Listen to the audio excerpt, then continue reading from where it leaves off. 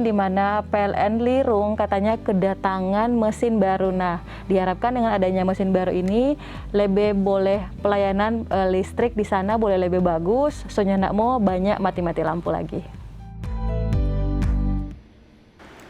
Bertepatan dengan Hari Pelanggan Nasional pada hari ini, 6 September 2021, kabar gembira datang dari PT PLN Ranting Lirung, di mana mesin 1 MW saat ini telah tiba di Pelabuhan Lirung.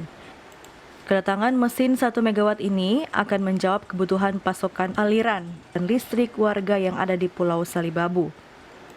Kepala PLN Ranting Lirung, Aditya Putra mengungkapkan, saat ini pihaknya sedang menunggu pasang surut air laut untuk menurunkan mesin tersebut.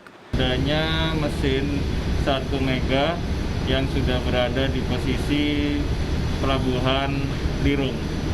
Kondisinya sekarang mesin sementara dicoba untuk diturunkan dari kapal.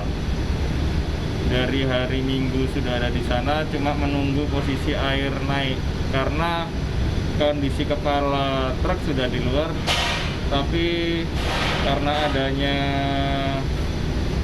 air yang di bawah sehingga kondisi mesin masih belum bisa dapat diturunkan menunggu kondisi air.